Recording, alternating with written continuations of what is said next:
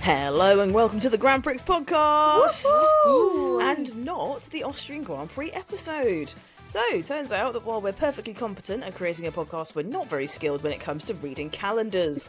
Because we were all prepared on Saturday to start our race weekend social graphics and then realised the race wasn't for another week. But we're adaptive and scrappy, and over the weekend we've managed to put together yet another deep dive episode for you. Go us. Go us indeed.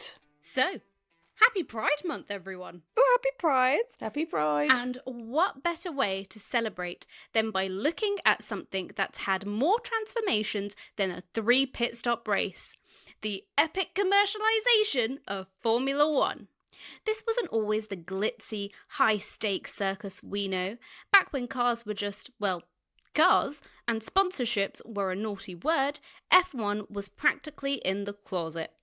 But then, in the late 60s, it was like Diana Ross herself strutting onto the track, belting out, "I'm coming out," and Woo! Suddenly, sponsor logos were everywhere. From that moment, it was clear this sport, much like Lady Gaga, was absolutely born this way. Oh my God. From global domination and dizzying profits. What's wrong? The note was flat, baby. The note was as flat as a damn something. pancake. Should I go on or just stop? Just go on. Carry on, but just maybe I need a more fruitful sort of ending to the notes. Right, okay. Fast forward to today, with Liberty Media turning everything up to 11. F1 is channeling its inner Madonna and practically daring you to Vogue along with its insane glamour.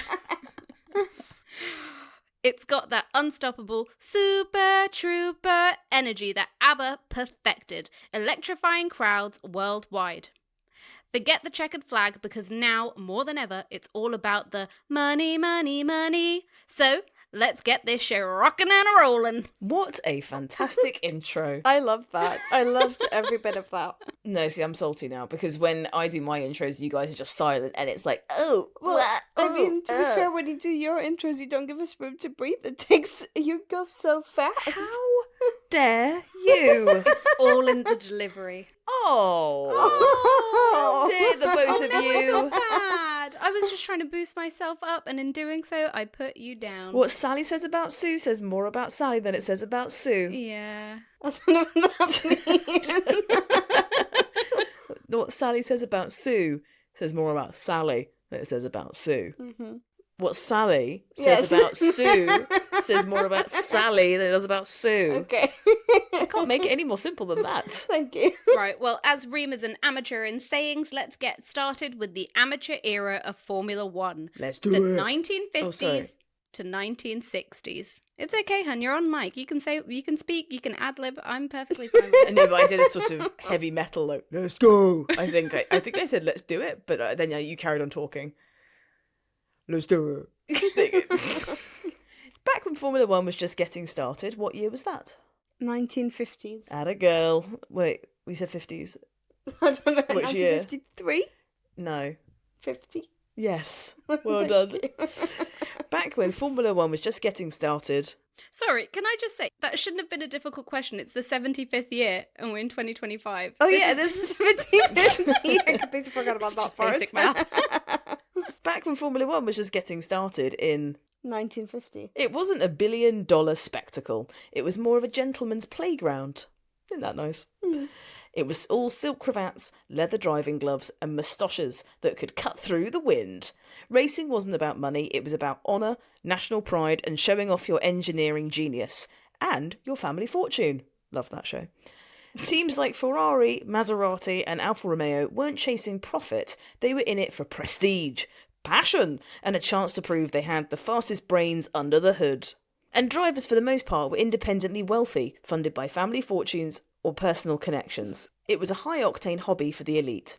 At the start, there was no centralised commercial rights management. Each circuit negotiated independently. Television coverage was sporadic and predominantly ceremonial, with limited broadcast fees. Sponsorships were mostly practical, fuel companies, tyre suppliers and engine builders who just wanted to test their tech in the real world. Team budgets were tiny compared to today, often under $100,000 annually for smaller operations. prize money barely covered travel costs, and most operations actually lost money. But for manufacturers, it was great marketing. And for privateers, it was a thrill of being part of something legendary. Driver earnings came primarily from appearance fees at non-championship events and prize money from other racing series. On top of that, technical innovation was driven by engineering pride rather than commercial advantage. It's important to remember that we just come out of World War II. What year did that end? Hello? How am I supposed to know? It's quite a monumental part of our history. Yes, and I don't know. Oh, what year did it start? Well, Don't look at me. I'm not helping you. You don't know what year it started? No, I didn't do that ream, well ream, in ream. history. Ream. It finished in 1945. Okay. So then F1 started 5 years later. We just come out of World War II, so there was lots of national pride all around the world. The space race was ramping up, and everyone wanted to be at the forefront of innovation. So being seen to have the fastest car and the pride it came with meant a lot to the teams. Cars were painted in national colours: British racing green, Italian red, French blue, German silver. This tradition reinforced the sport's amateur, nationalistic character rather than commercial branding, and teams represented countries first, sponsors second, if at all. In terms of infrastructure, circuits were often converted public roads or basic permanent facilities with limited spectator amenities. Racing was for participants and serious enthusiasts. The FIA, the sport's governing body, was focused entirely on rules and regulations. Commercial growth was literally not even on the radar.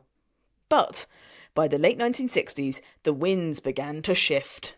Costs were climbing, and television was starting to bring races into people's living rooms. Sponsors began sniffing around, and across the pond, the Indianapolis 500 was showing that motorsport could be a commercial goldmine, if you played cars right. Oh.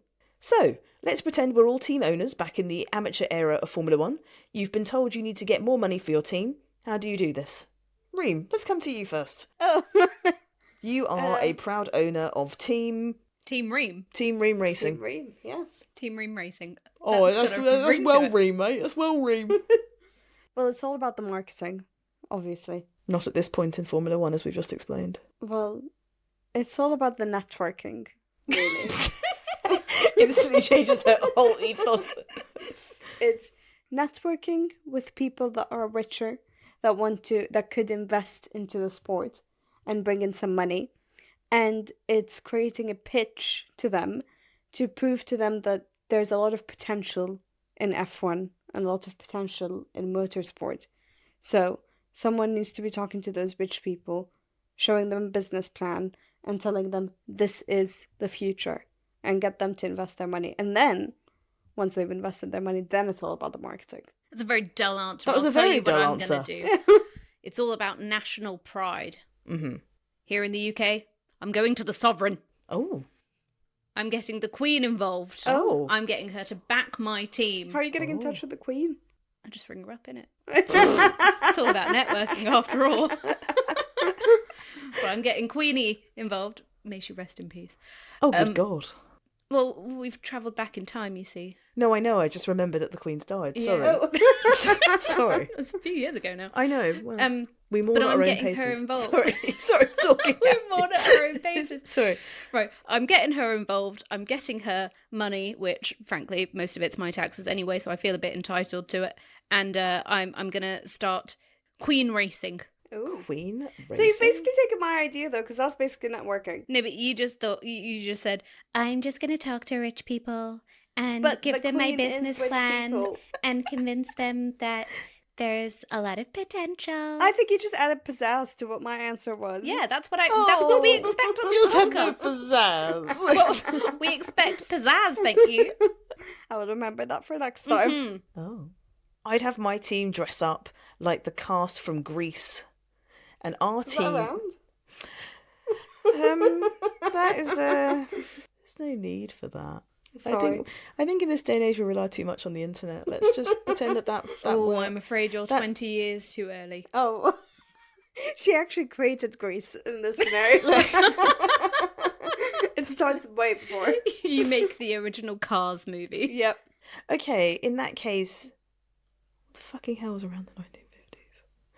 I would create mascots for my team.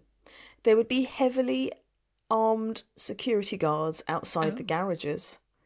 Oh no, people would be in World War II. That actually sounds awful. No, after. Yeah. We're 5 years later. Yeah, but people might be a bit Triggered. over. Yeah. Guns and stuff. I think I'd give out cupcakes. You'd have a lemonade stand. Invest into a fun. Invest into my team. Or why don't I eat grapes? Sorry, my brain's not working. So I think I think food would be the main element, and it would be called Munch Racing. Munch Racing. Brilliant. I'm just going to move on from that because that's not what any of the teams did. Oh. Oh, I can give you an intelligent answer. Mhm. I think I'd ask tobacco companies. Spoiler alert. Oh, sorry. Sorry. Okay, sorry. Oh yeah, it is a spoiler actually. No, she's not wrong. That actually is a spoiler. Sorry. So in comes the sponsorship revolution from Da-da-da. 1968 until 1970. Thank you so much for the sound effect. I loved it. Thank and you. I didn't let it faze me in reading my script. I So know. Oh, sorry. I keep talking over you. I'm so sorry. I need to behave. I'll just You're listen. on timeout. Oh, I'm on a podcast. I'm putting you on mute. Oh. So, when did it all change? Well, in 1968, fuel suppliers BP and Shell withdrew from F1, and Firestone decided it would start charging for tyres. So, to help boost the team's income and entice more technical partners, the FIA decided to allow sponsorship in F1 for the first time. During the 60s, tobacco companies were among the most profitable brands in the world. They had massive budgets, so print media, television, and billboards were their main advertising channels. But sports offered something unique. A car going around a track at high speed wasn't just an advert, it was a statement of speed, power, glamour, and prestige, everything cigarettes were back then. In January 1968, Team Gunston, sponsored by the Rhodesian tobacco company Gunston, entered a Brabham with the brand's orange, brown, and gold livery. This was the first instance in a Formula One car carrying a tobacco company's branding as a livery. Shortly after, in the same year, Team Lotus, under the leadership of Colin Chapman, signed an £85,000 a year deal with Imperial Tobacco's Gold Leaf cigarette brand, becoming the first works team to adopt tobacco sponsorship. The FIA were rather surprised when Colin's car drove onto the track at the Monaco Grand Prix. There was nothing subtle about their livery, as they had swapped their traditional British racing green look for one that resembled gold leaf cigarette packets. And while the FIA were initially resistant, they realised that the teams needed the income due to the rising costs of competing. Chapman, however, seemed pretty unfazed by it all, saying, "If someone wants to pay for the privilege of painting my car, that's fine by me." And this single moment shattered tradition and opened the floodgates for commercial sponsorship. I'm not being funny, but if he's saying that he got an £85,000 a year deal to have tobacco sponsorship on his car, and then he's saying if someone wants to pay for the privilege of painting my car, that's fine by me. It's not fine by you. You'd be losing your money. Imperial Tobacco Gold Leaf would be very angry. The whole point is that it was on their car. Colin Chapman has made a boo-boo there. How? Because he said, if someone wants to pay for the privilege of painting my car, that's fine by me. But if they paint over the livery, then it renders the sponsorship pointless, which means he'd lose the money. If someone wants to pay to have me paint some branding on my car, that's fine by me. Oh. Right. Just took you a while. Sorry. Oh, I didn't see you chipping in, love. I was trying to figure out what your point was. Oh, I'm sorry. I'm on the wrong end of the pitchfork on this one, ladies. So this begins the tobacco gold rush. Oh, I like that. That's a cool name. Did you come up with that yourself? Yeah. Did you? No. Oh, on this podcast you did. Okay, thanks. You're welcome. In the 70s and 80s, tobacco advertising in motorsport involved widespread branding, with cigarette logos on cars, motorbikes, team uniforms, and trackside. This was done to gain brand exposure from the TV coverage. By 1996, all of the top 6 F1 teams sported tobacco brand logos. Tobacco companies discovered F1's perfect demographic, an affluent, male, and international audience.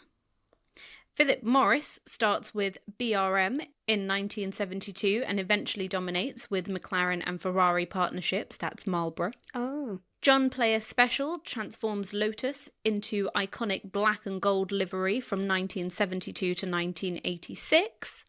Rothman's Camel and Lucky Stripe follow suit by the mid-70s, and half of the grid carried cigarette branding.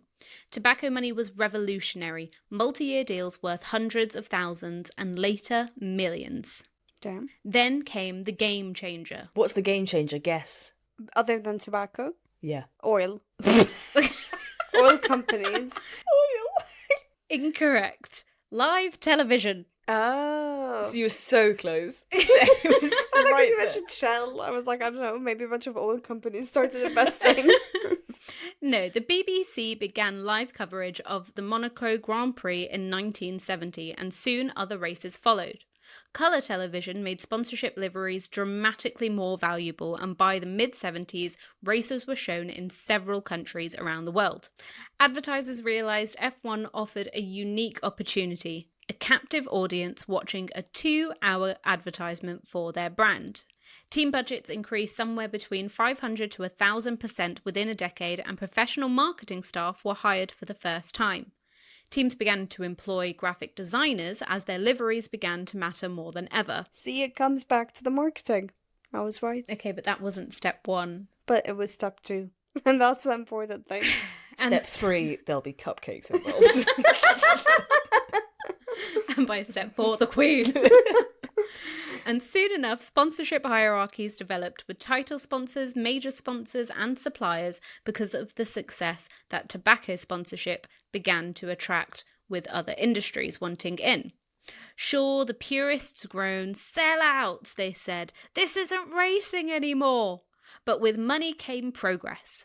Bigger budgets meant faster cars, better technology, more research and development. Circuits upgraded their facility to meet TV's demands. Plus, driver salaries shot through the roof. They weren't just athletes anymore, they were international brand ambassadors. But maybe the purists had a point. Oh. Well, I was going to say, I don't really get why people are angry. Because it's all changing. And they feel like, you know, those kind of fans that like they love a band and then they get all mainstream and they're like, oh, you're just siding with the man, bruv. But it's kind of like, it's more like when, you know, when influencers start making money and doing sponsorships and people are like, oh, you're selling out and whatever. But then at the same time, it's like, how do you expect people to make money? Yeah. They kind of just have to do what they have to do. It's their job. Yeah, but if you followed a sport that's like national racing colours and there's like national pride involved, and then suddenly it's just like your favourite team that used to be your national colours is now covered in cigarette packet logos and there's live TV and stuff like that, you would feel a bit like, oh, this is all changing, you know, like, and being all modern and boring. It should be at the heart of racing, should be racing, not money. Well, it's either that or they just don't have it anymore because they go broke. As the stakes and the checks grew, the little guys started to disappear. The scrappy privateer teams couldn't keep up. F1 was evolving from gentleman racers to global professionals, and the price of admission? Higher than ever. So, let's go back to the day job of running our imaginary F1 teams. What brand would you try to get as your title sponsor, and why? Ooh. In modern times, or if it was like us in the 1950s? Let's go for us in the 60s. We're in the 60s here. Well, I don't know 60s why I'm and asking. 70s. It's not like I know which brands were big. I think I'd go with an oil company. Oh. I'd go with because they have a lot of money. Tell me one oil company that you know that you'd really love to work with. Shell. I wouldn't love to work with them. But they withdrew from Formula One. Yeah, but I'm saying if we were in the 1960s. I know, but I'm giving you the In the landscape. 50s, they withdrew. They withdrew from. Oh, really? Yeah. Oh, okay. What other oil companies are there? BP. BP. They also withdrew. Set you up there. maybe not an oil company then. What is like an F1 style? I don't want to go with tobacco because I feel like that's so obvious because you just basically said that's what worked. Yeah. So I want to go different. I'll have a think. You go first. I'm going to go for Cadbury's. And I would have a royal purple car. Oh. And I then would you'd just- ask the Queen. And then I would get the Queen involved. Okay. Exactly. It all ties together. Ooh, I have one. Okay, go. Coke. Cocaine? Coca-Cola. Queen, please, that's a jump from nicotine. No, Coca-Cola. They do say it's a gateway. Yeah, I agree. Coca-Cola because everyone enjoys a Coke. And Everyone enjoys what? a Coca-Cola. Okay. A Coke drink. A fizzy. I don't like having Coke in my drink. A Coca-Cola. Ah, Yeah. much more refreshing. But that's like a very international drink, you know. People have them in their households. Families enjoy them. Kids enjoy them. Adults enjoy them. You know, old people enjoy them. Young people enjoy them. You are just listing people now. Yes. And also, like, that red in the Coca-Cola logo gives, like, Marlboro vibes. So it works. It will be a very standout colour, that bright red. So yes, I'd say Going for Coca-Cola. Ferrari's brand a bit Yes. with that, but That's true. I'd go with Michelin tyres. nice. So and then I'd- you get your mascot. Exactly. I get a mascot, and we could do mascot-themed cupcakes, food, sticking with the original answer. Trying to tie that weird answer I gave in. And then I could get a reduced or free bill on my tyres for my cars. Nice. Clever. And the Michelin Man is relatable. We all sit is. down and think, why have I got so many roles? I think he's how everyone feels sometimes. He is an attainable body type. Exactly. Okay. Bernie Ecclestone's empire building. Okay. Bum, bum, bum. There we go. Oh, no. I want to change it. Bum, bum, bum, bum, bum, bum, bum, bum, bum. Bum, bum, bum, bum, bum, bum, bum, Is that Star Wars? It is.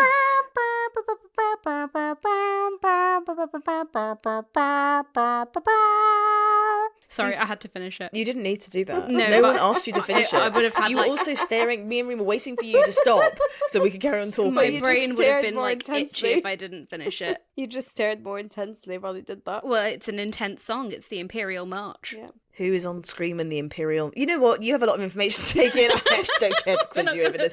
Give you Star Wars trivia as well. Well I done for would not knowing it know. was Star Wars, though. Thank you. didn't I've know seen that a a few TikTok months about ago. it. Oh, for fuck's sake. Just being honest. Reem, Yes. if you thought Flavio Briatore was a handful, buckle up. Oh. Because next up is the man who basically owned Formula One Ooh. and ran it like his own private empire. Bum, bum, bum. Enter Bernie Ecclestone, who some may refer to as F1's former dictator. Oh. Bad boys of F1. Wish you hadn't scrapped that idea. Coming soon. Thank you. Now, No, Bernie... we can't promise that. Like, comment and let us know if you want to hear Bad Boys of F1, because I think it's a really good idea. The girls are not convinced. Now, Bernie tried his hand at driving and management in F1 a few times, but the instance that made him stick was his strategic re-entry into Formula One in 1971. He purchased the Brabham team from Ron Torrance for £100,000, but racing wasn't... Yeah, damn. This economy. You know what? It is very damn. Considering we had a cigarette sponsorship, which was 85k a year. Yeah. To buy a whole team for 100k is wild. It's only a couple of cigarette brand deals. It's not even 2 years. It's like one and a bit. Yeah. One and a bit, we'll go with that. But racing wasn't truly what interested him. What Bernie saw that others didn't was that Formula One was more than just a sport. It was an untapped gold mine of entertainment waiting to be commercialised. I liked Very it. nice. I spoke like a Bond villain from back in the day.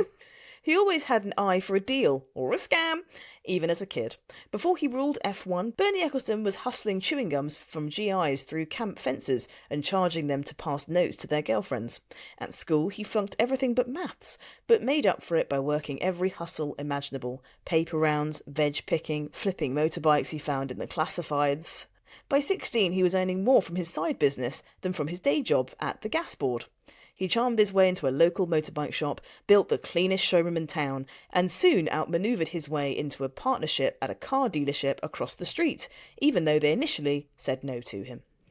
With slick deals and sharper maths, Bernie outpaced the car sales with bikes, bought out to the competition, and dragged his partner into racing, not for the thrill, but because he knew it would boost business. And it did.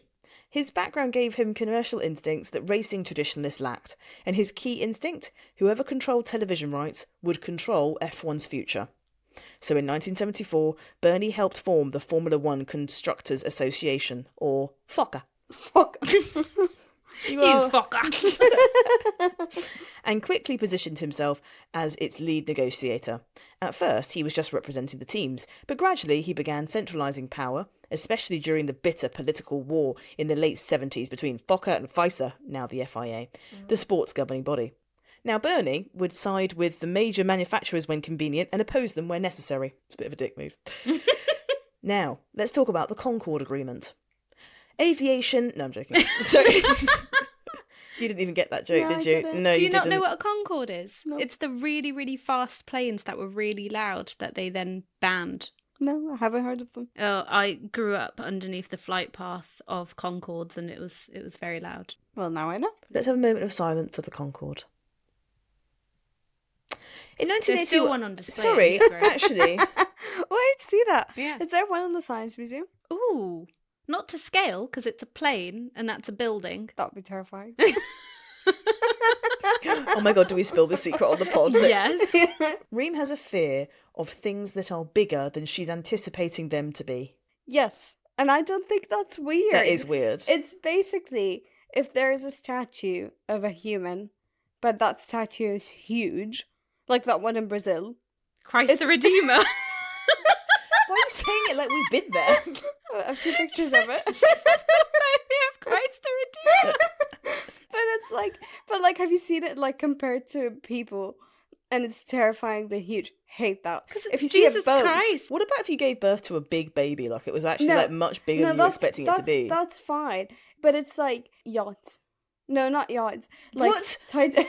What? Titanic. The Titanic. You don't expect that to be huge? No, if I was near the Titanic, I'd panic. Oh my god, that right. You're sounding fucking manic. That also rhymed. Or like, you know, if I look at the sky and I suddenly see a huge eye. That is not the same. You're just on acid.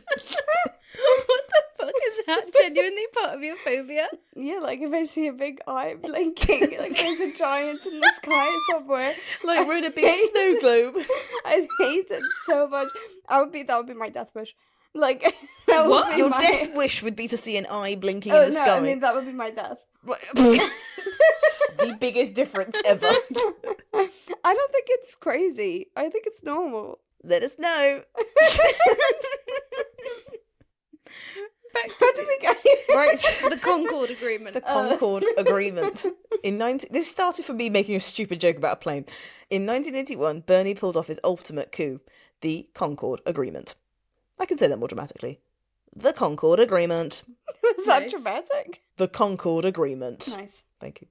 It was pitched as a peace treaty to end FOCA versus FISA turf war, but really it was Bernie's masterstroke. The deal gave the FIA control over sporting and technical rules, but Bernie got the commercial rights. TV deals, sponsorships, revenue distribution, all of it flowed through his hands. And with this agreement, teams had to commit to a full season, no more picking and choosing races. While the FIA set prize money, teams had to own the rights to their own chassis. This wasn't just paperwork, it was a reset, the blueprint for how modern F1 still operates today. The first Concorde Agreement lasted until 1987, when Eccleston established Formula One Promotions and Administrations, later known as FOM, to manage television rights for the teams. Teams. The Concorde Agreement remains the backbone of F1's commercial structure. The current confidential Concorde Agreement, which governs the financial side, including the team's share of revenues, expires at the end of 2025, and the new deal will run until 2030. The 1981 Concorde Agreement was Bernie Eccleston's masterstroke because it legitimised his control over F1's commercial rights while appearing to be a compromise. It established the template for how modern Formula One operates. The FIA handles the sport, while the commercial rights holder, first Bernie, now Liberty Media, handles the business. The division of power, born from the 1981 agreement, is why F1 became the commercial juggernaut that it is today. Love that word. Juggernaut. Juggernaut. I used to love that in Call of Duty. Now, back to Bernie. Bernie wrested TV rights from individual circuit owners who had negotiated very low-value deals. He created standardised world feed production, established Formula One promotions and administration, FOPA. To say it? FOPA. Thank you. To centralise broadcast negotiations, pioneered delayed broadcast sales to maximise global coverage despite time zone challenges, and by 1985, F1 races were broadcast in over 100 countries, with audiences of approaching 500 million globally. Damn. So I bet you're wondering, what did Bernie do with all that power, bitch? What did he do? Bitch. Bitch. Don't call me that. Glad you asked, because this is where it gets juicy. TV money, Bernie kept the lion's share and handed the rest out to teams based on championship standings. Merchandise, he centralised all licensing for F1 branded products. Financial transparency, not on his fucking watch. Bernie kept the books murky, so teams had to rely on his payouts. Structure, he spun a web of companies so complex it made the sport's actual rulebook look like light reading. Tactics, he played the teams against each other to avoid opposition, used the media to leak what he wanted leaked, and kept everything else very tight-lipped. Damn. He's the shady queen at the party. Yeah. He liked the gossip. He liked the drama. Thank you. But only when it suited him. Yes. Leverage, he'd negotiate directly with governments and race promoters, cutting out traditional motorsport authorities entirely. Everyone, teams, circuits, even the FIA, became dependent on Mr. Bernie Ecclestone. But it wasn't all shadowy puppet mastery stuffery. Bernie also revolutionised the sport. He introduced luxury hospitality packages for corporate clients. He created a standardised race weekend format of practice, qualifying, race day, as we know it today. He upgraded circuits to make them more TV-friendly. He turned drivers into personalities, not just racers, and scheduled races to suit global time zones, not just European fans. And now, the foundation of modern Formula One. By the mid-80s, Bernie wasn't just influential. He was Formula One. Oh. He was all of Formula One. He controlled the TV rights, the calendar, the race venues, the flow of fucking money, and the very way fans experience the sport. He'd taken a gentleman's racing series and turned it into a global entertainment powerhouse. Annual revenues soared from the millions into the hundreds of millions. Bernie became a billionaire. F1 became a commercial juggernaut. There's that word again. I fucking love that word. And that shady deals, TV rights, Concord contracts and all, is how one man turned a chaotic, glamorous, slightly disorganised sport into one of the most powerful business machines in global entertainment. Well, he doesn't sound like a great man. Excuse me, sorry, could you just hold that thought for just a couple of ticks there, Pat? Oh no, let us speak. No, bear with me. Was Bernie Ecclestone a visionary genius who saved F1, or a power-hungry man who accidentally invented a capitalism with a grid pass? Oh, you already had a question. I had a question, that's what I'm saying. I'm like, can you? And Nab's like, let her talk. I'm like, look at the script. I wrote the question. Yes. Okay. He's not a great man. Yes, he is very power-hungry and obsessed with money. But at the same time, he made the sport a lot greater than it was. And he brought a lot of money into it, and he made it more accessible to audiences internationally, and he made it more of an entertainment sport, whatever. He made it more sustainable as well, like in terms of like it can actually sustain itself the way that he built it. Yeah. But every Pepsi needs a Coke. If there wasn't a Bernie, there would be another Bernie that came along. Do you know what I mean? Yeah. It's like for every Pepsi, for every F1 that doesn't have commercialization, there's a Coke. An F1 that introduces it. Like there has to be something that betters you. And people like Bernie Ecclestone that are like, I can see this working. It's revolutionary, but it's going to fucking work. Yeah. You kind of need those necessary evils. And Just wish he wasn't such a prick. Yeah. Exactly that. But I mean, F1 is such a big sport, and it has a lot of potential to it, and it's something that can be sustainable, and it's something that can go on for years and years and still be able to make a lot of money, still be able to grow its fan base. And it needs someone to transform it who is going to be that level of power hungry and a prick to do it right, unfortunately. Like, I don't think you can So you get think he's someone... a necessary evil? Exactly. Like, I don't think you can get someone who's, like, nice and a people pleaser to run something as big as F1. I don't think that would work. I think you need someone that can look past people's wants and needs and opinions and personalities and be able to stay dead set on your goal. Yeah. However, do I think that some of the things he did were just purely based on self-interest and Yeah. didn't need to be part of his legacy? Yes. Yeah. I mean, he kept a large chunk of the money that Formula One was making. Yeah. Oh. And sort of kept everything very secretive to allow himself to do so. Which So- tarnishes his own legacy. Yeah. Yeah. So it's silly that he did that. But also, is he the first person in the history of the world to have managed to have found an absolute gold mine of money and has then used it for his own personal gain? No. And he won't be the last. No. So. Yeah, and I'm not justifying what he's done. I don't Sounds think like it's you no. I'm not saying like it's obviously not great and not okay that he took a large chunk of that money for himself. But You know there's what a they lot say, of peop- everything before a but is a lie. Ooh. But no, I don't think he should have done that. But Oh. I think I think there's a lot of people in that situation who would have let the sport fall apart and like basically go bankrupt, kept that money for themselves and then quit and ran away. But he still, while he took a large chunk of that money, he still put some of that into the sport as well and still made it bigger and better than it was. We may not like his methods, but if it wasn't for Bernie Ecclestone, we wouldn't have a podcast right now. Yeah. Oh, well, yeah. So Thank maybe. you, Bernie. Thank you, Bernie. Thank you. So the next era we move into, the corporate takeover. This is... Oh, lovely. That was more jovial than I I'm thought sorry, it was how gonna the fuck do you talk about the corporate takeover into a soundbite? be. Give me Succession vibes. I That was... forgot the soundtrack of it. Dun, dun, dun, dun, dun, dun, dun, dun. I don't think that's That it. doesn't sound accurate. It's yeah, but like, I haven't listened to it in a Oh, while. it's was that dun, Severance? Yeah, it was that. Oh yeah, that sounds much better than what I did. It was that. It was Mhm. dun dun dun dun dun dun dun dun dun dun dun dun dun dun dun dun. I need to rewatch Succession. So the corporate takeover takes place in the 80s and 90s. Okay, so once the tobacco money had started flooding into Formula One, the floodgates had opened. Big brands beyond smokes took one look at F1's global reach, its high-income audience, and its flashy high-tech vibe and thought, we want in. Canon kicked things off for the tech world, backing Williams from 1985 to 1993. That partnership helped turn the team into a well-oiled, high-tech machine. Honda and McLaren, that was a whole other level. From 1988 to 1992, it wasn't just about Honda showing up with an engine, it was about full-on manufacturer commitment, engineering, branding, the works. And then there was Benetton, the clothing company, proving that a fashion brand could run a competitive F1 team. From 1986 to 2001, they didn't just show up to look pretty.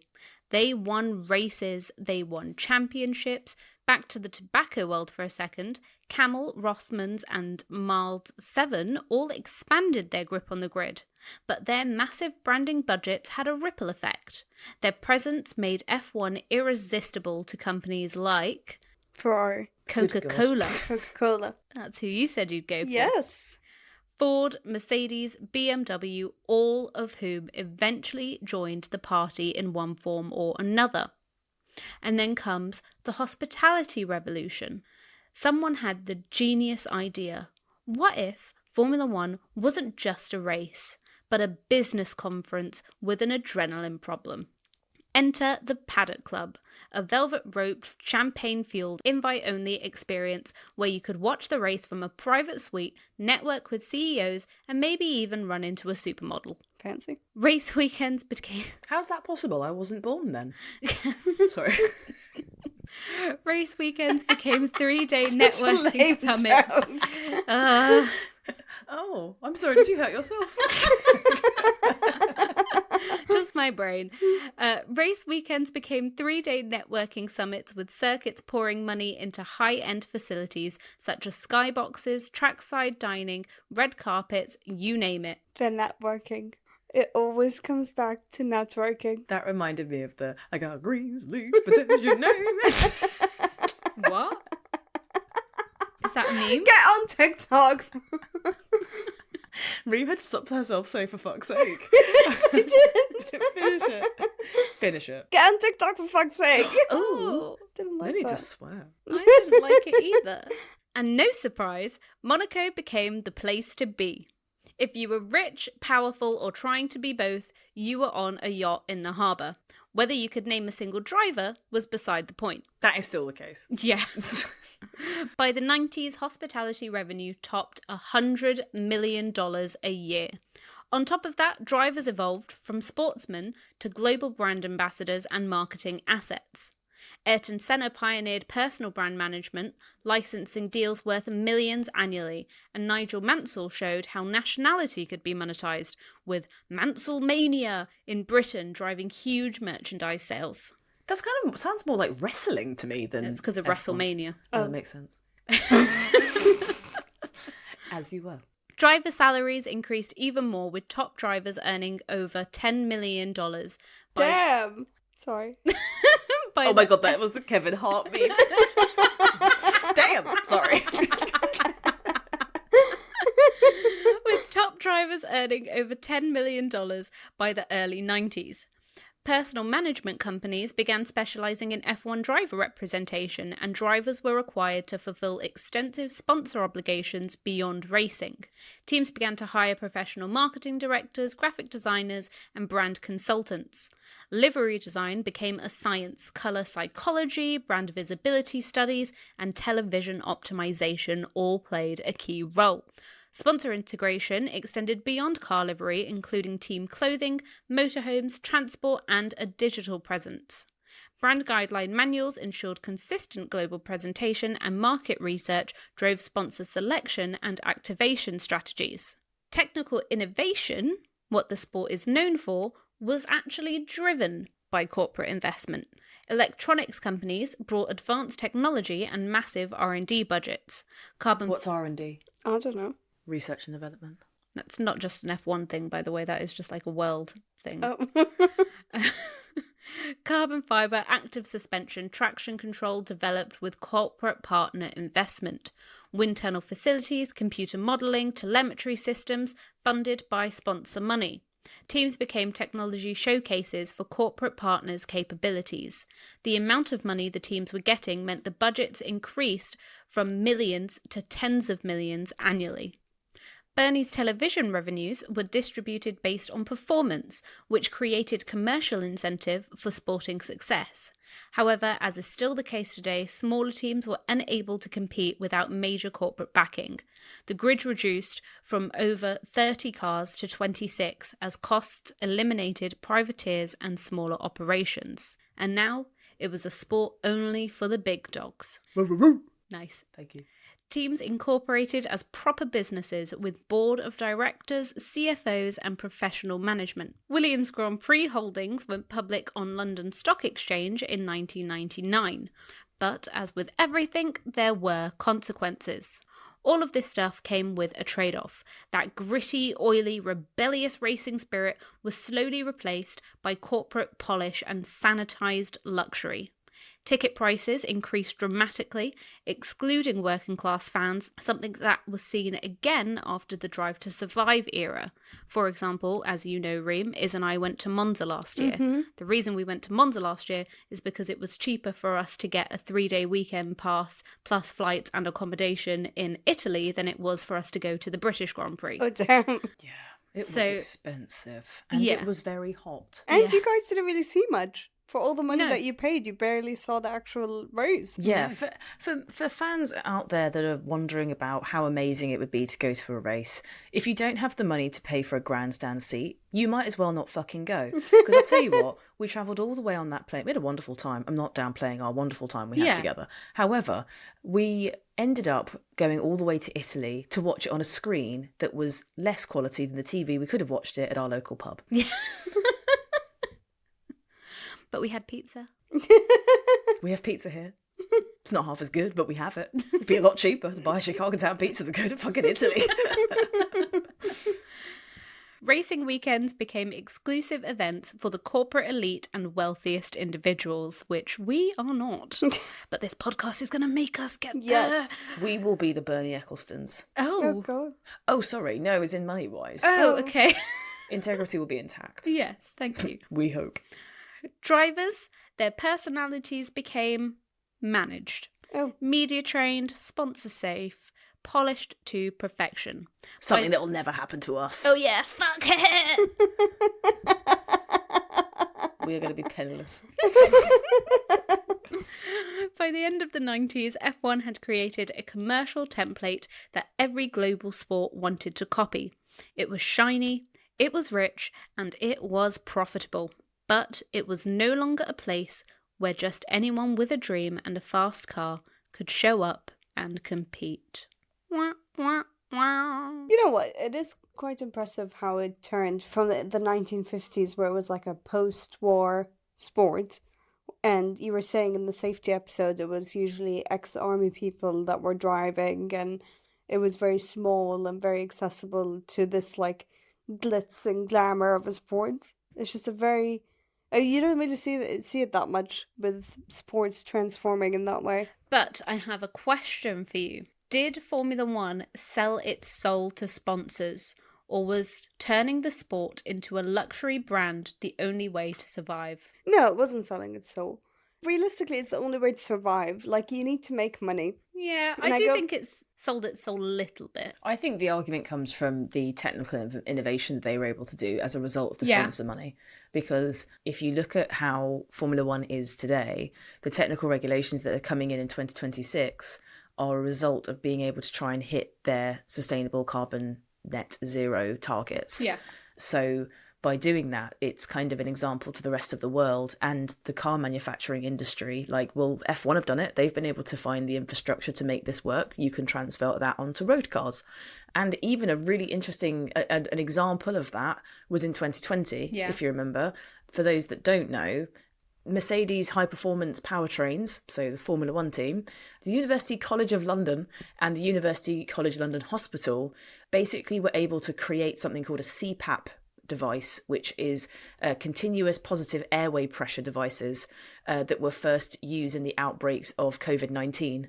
And it was able to keep patients off invasive ventilators in China and Italy, but they were in short supply in the UK and difficult to mass manufacture cheaper and quickly. And it took just 100 hours from the first meeting between Mercedes engineers and clinicians from UCL and UCLH to produce the first UCL Venture CPAP device ahead of the 2020 season. So it then ended up that Mercedes Brixworth factory repurposed to manufacture them. So if that doesn't tell you how much infrastructure has been implemented into the sport as a result of that sponsorship money, that they are at the cutting edge of innovation at the start of the sport and in its infancy. They were just built for speed. They weren't built with any they weren't cutting edge technology like they are back in the 90s and today, which I think is a result of the sponsorship that came in. And I mean, you mentioned technical innovations, and you go back to the whole topic of safety as well. Yeah. And I mean, not to be biased or anything, I know it's our podcast, but as the person who didn't do the research for that episode, we did the safety episode in our last deep dive. It was a brilliant one. And it taught you so much about how F1 has evolved in terms of safety over the decades. And without that money, they would have never been able to bring these innovations. So it would have continued being a very dangerous sport if they didn't have that money. So I think that's very important, not just the entertainment side of it, but also making sure that it's a sustainable sport for drivers where they're not having to come on track and risk their lives every time they're on it. This time they're more protected because there's that money backing it up. Yeah, it's very true. Yeah, I guess my point is that it's sad that there is a very clear class divide. You know, if you want to be able to have a good experience of going to see a Formula One race live, you have to sink a minimum of £1,000 into a weekend per person, realistically. And also just, you know, even kids wanting to get into the sport, it's an insane amount of money. It's something like £10,000 to enter one season of a very low formula to be able to just get started in a career in Formula One. Yeah. That's very true. Yeah, I can see your point with that. Next up is the television gold rush Ooh. from the 1990s to the 2000s. So, Bernie Ecclestone quickly realised that free-to-air TV was selling Formula One short, treating it just like any other sport, when in fact Formula One was premium content with huge earning potential. Then came 1997, when Sky Sports in the UK took a bold step and launched dedicated, all-in F1 coverage. This was a bit of a game changer. For the first time, fans could get comprehensive live programming, not just the highlights after the fact. And guess what? People paid for it. That marked the beginning of a new era. Exclusive live rights became the holy grail. Delayed or free broadcasts were suddenly second tier. By 2005, pay TV deals in key markets were pulling in 10 times more revenue than the old free-to-air contracts ever did. Rupert Murdoch's News Corporation became Bernie's main media partner through Sky and Fox. When the Kirsch Group collapsed in 2002, it briefly disrupted F1's TV deals in Europe. But it also showed just how valuable F1 had become. A bidding war broke out as media companies rushed to buy the rights, seeing F1 as a must-have content to attract subscribers. ESPN, Fox News, Eurosport invested hundreds of millions in production facilities and talent. High-definition broadcasts required massive technical upgrades across all circuits. Onboard camera revolutionised viewer experiences. Bernie initially resisted and then monetised heavily. Sorry, that's what He really had to think about it. He's like, no, give me the money. By the late 90s, global season viewership hit 500 million, climbing towards 1 billion by the mid-2000s. Emerging markets became crucial, with Brazil, Mexico, India, Southeast Asia offering huge untapped audiences. European races were scheduled for maximum Asian audiences. Flyaway races were then timed for European prime time. Formula1.com launched in 1996 as one of the first major sports websites with live timing and exclusive content. Streaming rights were initially given away to drive television audiences, but later recognised as a separate revenue stream. Mobile rights emerged as a new category with SMS updates and early smartphone apps. Video on demand and highlight packages became significant secondary revenue streams. Bernie played broadcast partners against each other to drive up fees exponentially, signing over multi-year deals with built-in escalation clauses to protect against inflation and audience growth. He also included most favoured nation clauses, which ensured Bernie captured market rate increases automatically. Television revenue became F1's primary income source, dwarfing circuit fees and sponsorship. Teams' commercial value was now tied directly to television exposure time and championship performance. Bernie's personal fortune reached hundreds of millions through television rights ownership. In 2006, F1 was valued at $2 billion, primarily based on television revenue streams. Now, of course, it wasn't all smooth sailings. There were challenges and there were controversies. Moving races behind paywalls shrunk the total audience but made each viewer more valuable. Geographic blackouts and exclusive viewing windows frustrated fans and encouraged piracy. Commercial breaks during races annoyed viewers in some countries. Bernie's iron grip on TV rights sometimes clashed with what teams and sponsors actually wanted. And the ageing demographic in traditional markets raised concerns about long-term audience sustainability. But Bernie didn't really care to engage with the younger fans. In fact, he said, young kids will see a Rolex brand, but are they going to go and buy one? They can't afford it. Or our other sponsor, UBS. These kids don't care about banking. They haven't got enough money to put in the bloody banks anyway. Which furthers the argument that F1 is only for the elite and the very wealthy. Yeah, I think one of the main things to remember here as well is that this is the 90s and the early noughties. It wasn't at a time where you have like the ability to record directly to your Skybox and stuff like that. If you wanted to record something, you needed like a VHS recorder and VHS tapes and stuff like that. So do you remember the mad dash? We used to have it where we'd watch Who Wants to Be a Millionaire? And then they'd Yes. have like a 3-minute ad break, and everyone would be like, right, get the tea on, get the kettle Yeah. on, who wants this? And people running to the Who needs loo, a running wee? here, exactly. You'd be plotting towards the end of that part of the series so that you Yeah. could be like, who needs a wee first? That just isn't how we do it now. No. Now we have streaming, but back in those days, like ad breaks were toilet breaks and tea breaks. Yes. That was what they were. Yeah, but I mean, even now when you watch F1, you don't really have ad breaks in the middle of it. No. I can't imagine having an ad break in the middle of a race. Imagine we'd be fuming. There was that one, was it Monaco Grand Prix, where there was like an overtake clearly about to happen and the graphics like randomly changed to Oh like my a God, picture of yeah. Lance Stroll. Oh my And the God. whole world was just like, what the fuck are you doing? We don't care about Lance Stroll. He went over a curb. Big fucking whoop. There was an overtake. But I don't think it would work now if there were ad breaks because No. there's social media. Yeah. So people at the race would just start spoiling it. Yeah. Yeah. They would that's start true. tweeting what's happening, and then you would end up getting that spoiler before you're back from the ad break. That's really true. Well, Reem, thank you for mentioning social media. Oh, you're Because welcome. you have provided a very nice segue for me. Sigu. You're welcome. Now, TV wasn't the only thing really booming during this era. Social media platforms were emerging. Ooh.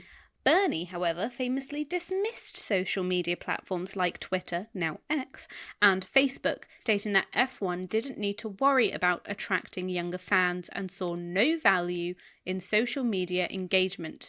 Well, he preferred targeting wealthier, older audiences, once saying he'd rather get to that 70-year-old guy who's got plenty of cash. During his tenure, Eccleston imposed strict social media restrictions on F1.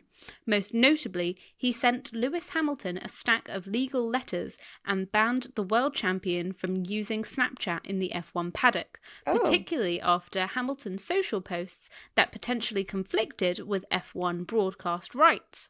Now, Hamilton was posting clips of his onboard footage on his Instagram account, which directly violated F1's exclusive broadcast rights.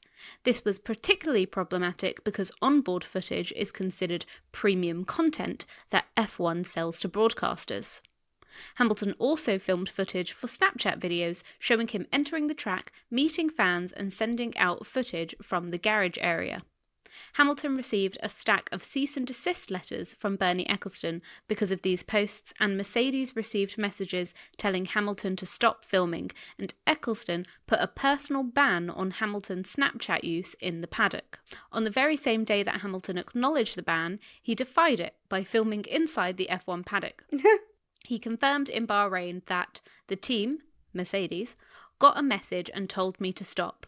But he continued posting anyway. Formula One management was fiercely protective of the sport's incredibly exclusive broadcast rights, and Eccleston wanted to retain control over the sport's media rights. Any footage from the paddock, garage areas, or onboard cameras were considered proprietary content that F1 monetized through its broadcasting deals. This conflict highlights the tension that was growing between drivers who wanted to engage with fans directly and F1's business model of controlling all visual content from race weekends. Now, I'm currently reading a book called Sir Lewis, a definitive biography, written by Michael E. Sawyer, which tells the story of Lewis's F1 journey through the lens of race and class struggles that he and his family faced. And I would like to read you a passage from the introduction of the book. I love that. Go for it. Formula One, up until the present moment, had enjoyed a wealthy as well as niche following. The residents of the Principality of Monaco were inconvenienced for several days in May so Formula One could conduct its event, and then it's gone. Hardcore fans could follow their heroes, but the distance granted celebrities made it difficult to know what these people were up to away from the races, if they were up to anything at all. This is obviously no longer the case. It then goes on to say, hip-hop became a global phenomenon in the 1990s. One of its major themes is the desire for luxury and conspicuous consumption. Fast cars, glittering jewels, exotic locations, and beautiful people. In short, everything that goes on in the small and exclusive world of Formula One. The concurrent global phenomenon of modern black celebrity is the popularity of Formula One. If F1 didn't have Lewis Hamilton, it would have needed to invent him. And it's true. Bernie was in charge and wanted things done how he liked them, but in doing so he was missing out on a huge thing, genuine engagement with fans.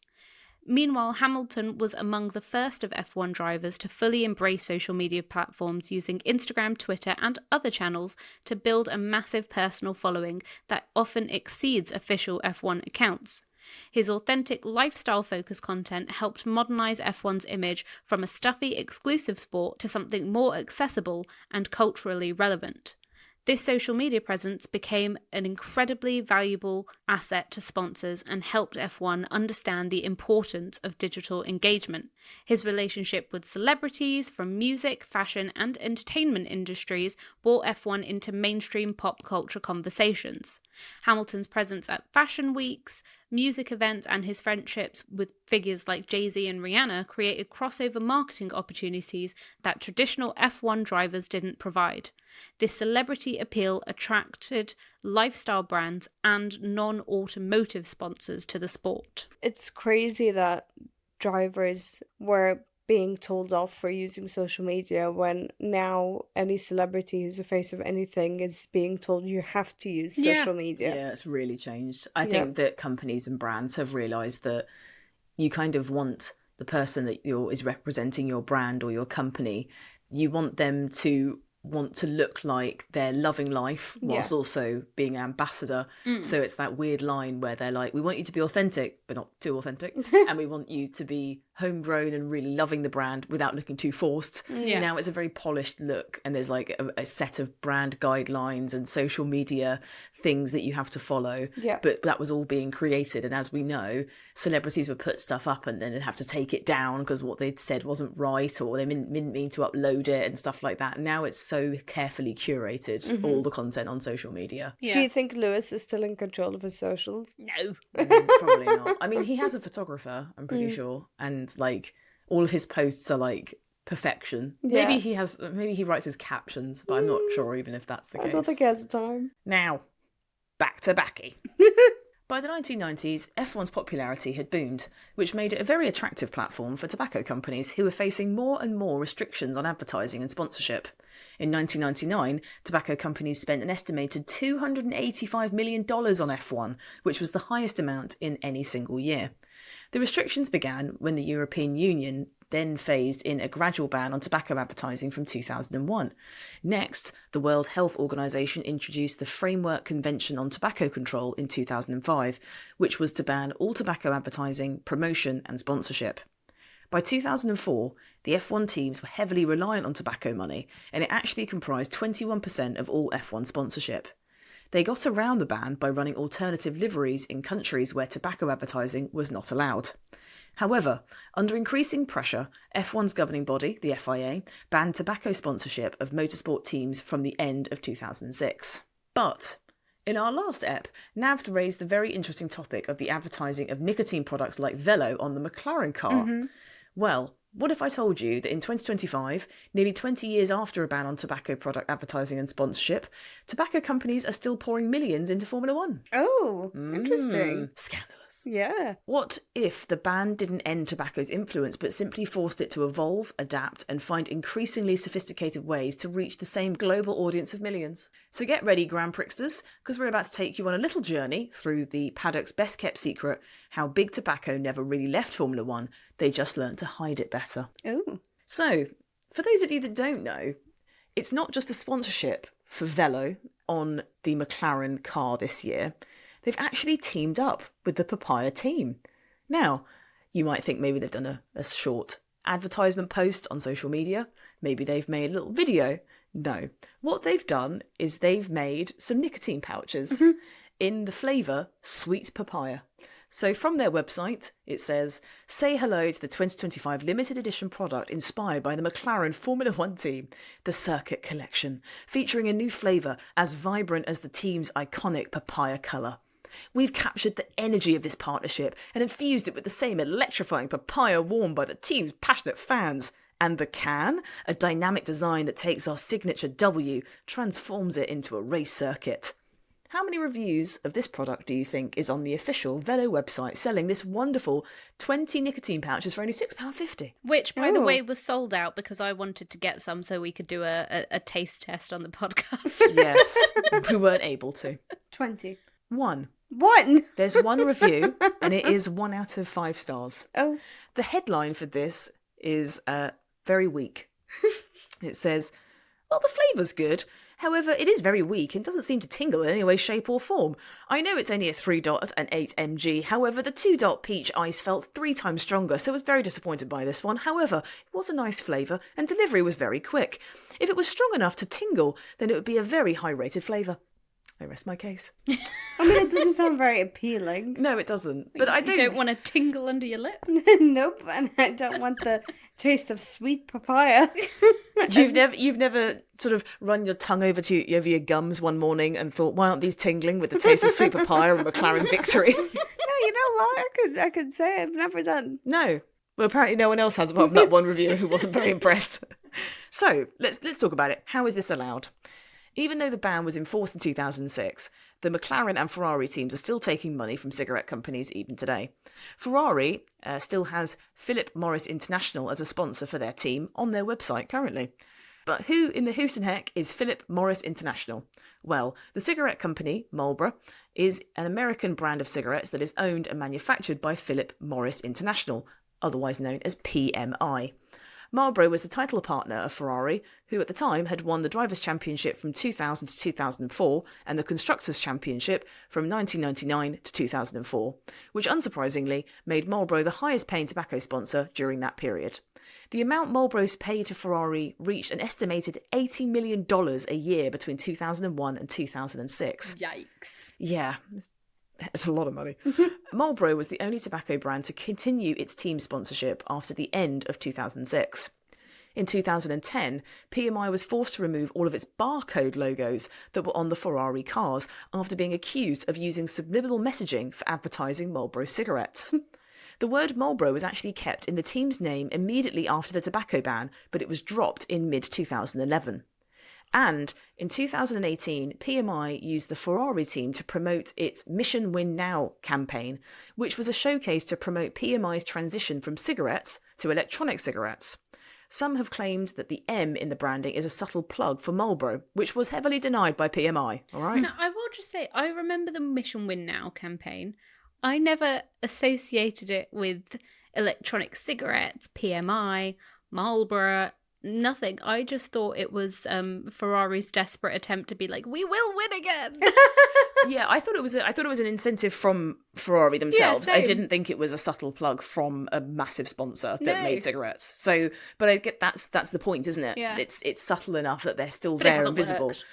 No, but I guess the point is if you see it on the rear wing of a fast car, you're going to look it up, and if you look it up, then you're going to find out, it's Yeah. actually about their electronic cigarettes. PMI remains listed as an official Ferrari partner, proving that nearly 2 decades after the tobacco advertising ban, cigarette money still flows into Formula One. The tobacco company British American Tobacco, or BAT, or BAT even, why the fuck am I saying BAT? BAT, discontinued its F1 sponsorship after the ban in 2006, but in 2019 it rejoined as a major sponsor for the McLaren team. But gone were the days of tobacco companies just plastering their cigarette logos on cars. Instead, BAT had adverts and logos for its new nicotine products, including its Voos and Vipe e-cigarette brands and nicotine pouches, Velo and Lift. So, how are McLaren allowed to have Velo as a sponsor on their car? Well, it comes down to a key difference in how regulators classify these products. So tobacco advertising is banned, but nicotine replacement therapies, such as Velo, aren't. Oh. Part of the loophole that brands like Velo has is that the 2006 F1 tobacco ban specifically targets traditional tobacco products like cigarettes, cigars and smokeless tobacco. However, when this ban was implemented, modern nicotine products like e-cigarettes, vapes and nicotine pouches either didn't exist or weren't widespread enough to be specifically included in the legislation. Velo is marketed as a tobacco-free nicotine specialist product, specifically nicotine pouches that don't contain a tobacco leaf. The EU Tobacco Advertising Directive from 2005 specifically defines tobacco products as those intended to be smoked, sniffed, sucked or chewed in as much as they are made even partly of tobacco. And because Velo pouches are synthetic nicotine rather than tobacco-derived nicotine, they technically fall outside of this definition. So they just found a loophole. Yeah. Where the legislation is quite old and those new forms of, smoke therapies or alternatives weren't widespread enough or weren't made, they don't count. Yeah. Which, I mean, it's still... Update it then. Yeah, update it, because it's the nicotine aspect that is the addictive part of it. Yeah. And yes, the tobacco aspect and the act of smoking and all of that can cause damage to your body and cancer and stuff like that. But it's the nicotine and the fact that you continuously use the product that gets you addicted to the point where you will then go on to have serious health complications. You know, one cigarette isn't going to give you lung cancer, but being an addict and constantly using will. Yeah. And the same with vapes and stuff. There's all that stuff about like popcorn lung and stuff like that. Like they're still dangerous products. I mean, here in the UK, we've had disposable vape bans bought in this month and stuff like that. So it's like, just update it. It Yeah, still literally. shouldn't be allowed. Also, it's just not a very great, marketing move. Because obviously it's not doing well with one review only. And Well, I don't know, It's a shit product, I mate. don't know, it's sold out. But you'd want to see the drivers promoting this product and using this product. And I feel like if you had, like, I don't think you're going to be seeing Oscar Piastri and Lando How do you think he wins so Norris. much, mate? Huh? How do you think he wins so much?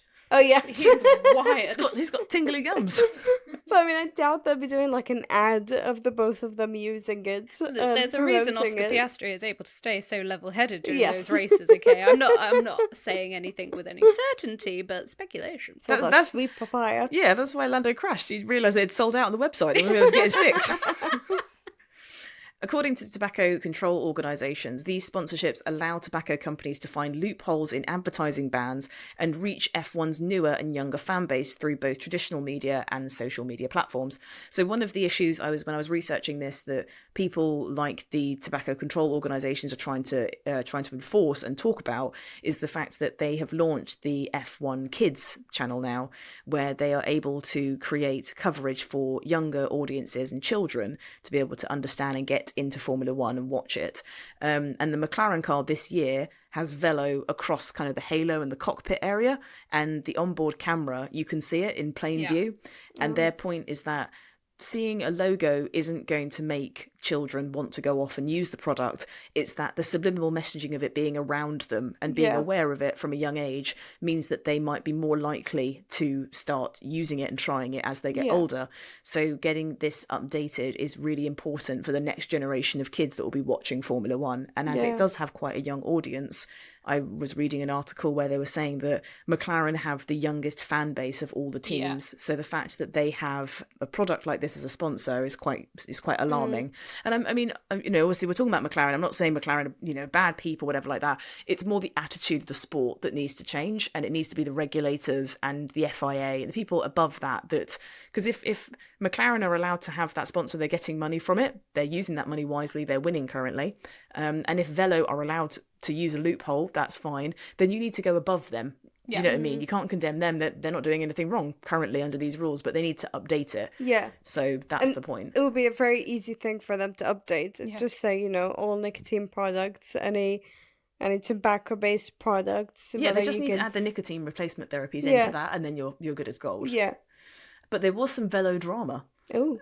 In August 2023, just days before the Dutch Grand Prix at Zandvoort, McLaren was rolling... Max Verstappen popped a pouch and said, "Hey, this isn't tingling. I'm leaving a review." McLaren was rolling into Max Verstappen's home race with Velo nicotine pouch branding plastered across their cars. The branding is for products that are literally banned from sale in the Netherlands. Oh. So the Dutch had banned Velo sales but forgot to close the advertising loophole that was associated with them. So McLaren shows up essentially advertising a product that Dutch people can't even buy. The Dutch health organisations were fuming and they filed complaints just 18 hours before the race weekend. The race weekend arrives and suddenly the Velo logos have vanished. Oh. Instead, the word love is spread across the McLaren cars. So you really, I know, you couldn't script it any better. From advertising addiction to spelling out love, both highly addictive substances. Yeah. Fast forward to 2025, McLaren still partners with British American Tobacco globally, but they've mastered the art of geographic logo gymnastics. Velo appears at some races and disappears at others, depending on the local laws and public pressure. So now, the fundamental issue is that regulated bodies haven't caught up with tobacco companies' product evolution. While traditional cigarette advertising is banned, these new products exist in a legal grey area that BAT and other tobacco companies are aggressively exploiting to maintain their F1 presence and reach young audiences. I mean, they haven't caught up, or they just don't care. Because if it's bringing them money, Ooh. then they can, just turn a blind eye and say, yeah, they found a loophole, it's not our problem. It's true, because when it came to like the flexi wing clampdown, they were very happy to add additional technical directives into it. The technical side of it's like they investigate crashes, they investigate, things on cars, and they do clamp tests and lateral load tests, and they do tyre tests and stuff. Why aren't they looking into their advertising and sponsorships? But if it's been a legacy type of money that's been in the sport, then does it ever disappear? And clearly they've just gotten better at camouflaging into the background. Yeah. And the top hierarchy of F1 isn't caring either. Yeah. With a younger demographic showing such strong interest in the sport, do you think it's a team's responsibility to serve as role models and place ethics above revenue? Or do you think that cash is king and they should take money from whatever corporations are willing to hand the cash over? Oh, it's a complicated one. Yeah. I think from not even just from an ethics point of view, but from a business point of view, it's bad to still work with these companies that don't appeal to younger audiences, that can lose the trust and loyalty of younger audiences, and it will just ruin their reputation and it will make them distance themselves. So I think as a business move, it's not smart. And yes, they should be considering the ethics of it.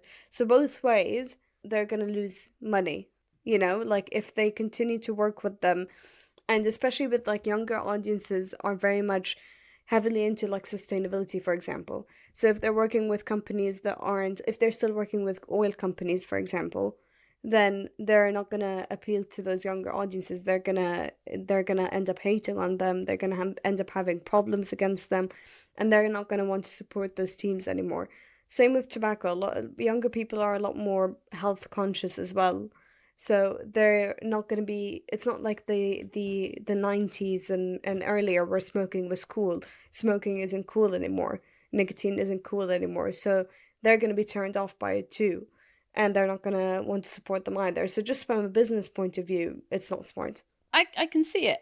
And what springs to my mind, although completely different, also kind of similar, is when Russia invaded Ukraine and Haas obviously had Nikita Mazepin, who was a Russian driver, racing for them and had their team sponsor, sort of like their headline sponsor of Uralkali, and they dropped both of them because they didn't want to be associated with it. And they dropped the driver too? Yeah, well, it was his dad's company that was sponsoring. Oh, okay. They kind of saw it as it was potentially damaging to their reputation to still remain associated with Uralkali and the Mazepin family, and so they dropped them to protect their brand image. So should teams be thinking more about brand image when they're considering who they're partnering with? Probably. Yeah, brand image is everything. Yeah, I was going to bring up something separate as well, which was when Stormzy did his own meal with McDonald's, and people were really outraged with the fact that it was obviously that company helps support Israel, and he had previously come out and spoken in support of Palestine. And I noticed that he's coming out in a film soon that's all shot on iPhone, and I looked in the comments of it, and the first thing was like, man's really out here selling himself out for all those companies. And a lot of the comments was kind of being like, wow, you've really just sold out to all these shitty companies, like thought you were better than that. Especially because someone like Stormzy has always kind of been a very public voice speaking out against social issues such as Grenfell and the Tory government and some of the stuff that they were doing. So I think people expected more of him. So it's kind of like this with these teams as well. Drivers, teams nowadays, they are seen as role models. Yeah. And so people expect more of them. Yeah, but I think that extends just from individuals, it extends to Formula One teams, because each Formula One team has their own brand identity and their own personality.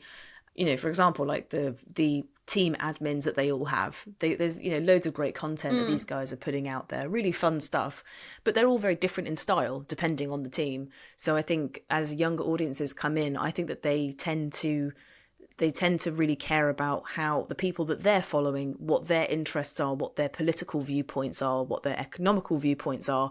And if they're partnering with brands or people that they don't like or don't stan, they won't want to stan you. And that's that. I mean, cancel culture is very real. Yeah. And it still is very real. And I mean, with Christian Horner, for example, and the drama that happened with his whole affair and everything, like, I'm pretty sure Red Bull did lose a part of their fan base because of that. People didn't really want to support that team anymore. He got massively booed at the F175 event. Oh, yeah. So did the FIA. It was funny because they were like, we now got to talk about, you know, we've got to talk about the FIA, and everyone did a massive boo, and the broadcast were like, haha. Then they went on, the next thing they said was Pirelli, and just to make a point to the, like, how much everyone disliked the FIA, everyone did the biggest cheer for Pirelli. It's so random. So funny, I love it. But I don't know if you guys will agree with this, but I always kind of think of McLaren with Lando and Oscar. They're kind of, you know, very young and they're sort of childlike and stuff like that. And then Zach Brown almost feels like a protective dad that's like looking after them. There's something about McLaren that feels like very family-ish. Wholesome. Yeah, it's a very wholesome team that kind of gives like a bit of a family team kind of vibe. So I don't think this sponsorship really aligns with their image. Oh, definitely not. It doesn't work. That's exactly what I mean. You're not going to get like Oscar and Lando like doing an ad where they're trying this or actively promoting it on Instagram. It just loses the whole authenticity of brand sponsorships, and it just doesn't work. It feels a bit icky, if I'm being honest. Whereas another product they have like a conjoined sort of partner product with is those Loop earplug thingies. Ooh, They've got like I a love McLaren these. collection of those. And there are pictures of both Lando and Oscar wearing them, and it ties into the fact that, you know, Formula One cars are really loud and the race weekends are really, really loud, and that makes sense for the team and also for the drivers. Yeah. Well, you also look at the fact that Lego and Duplo this year have sort of partnered with Formula One. That tells you that there's Disney. a younger audience. Yeah, Disney. There's there's a younger audience, and the brands and companies that they're attracting to work with are representative of that. So some of those decisions that they've done with Velo and other brands like Ferrari are starting to really seem outdated and kind of misplaced in today's landscape. Lewis Hamilton, Lululemon. That makes sense. Lululemon, please. Lululemon. Lulu for Lululemon. But I mean, that partnership made sense. Yeah. And I think he did it very well, and I think it worked very well. But yeah. Max Verstappen is a brand ambassador for the Heineken I Zero love that bottle. ad. It's a very funny advert that he's in. I think I've seen that. You know, the one where they're all drinking and then he like constantly has to be the designated driver. It's very funny. I quite liked it. I was really shocked to see Max Verstappen in an advert because he's so like just about racing. So when I saw it, I was like, that's Max. As though he didn't know that he was in it. There was one as well with I think Alonso and Jenson Button, Oh yeah, years ago. and they were like driving in a car, and were they cowboys? I don't remember.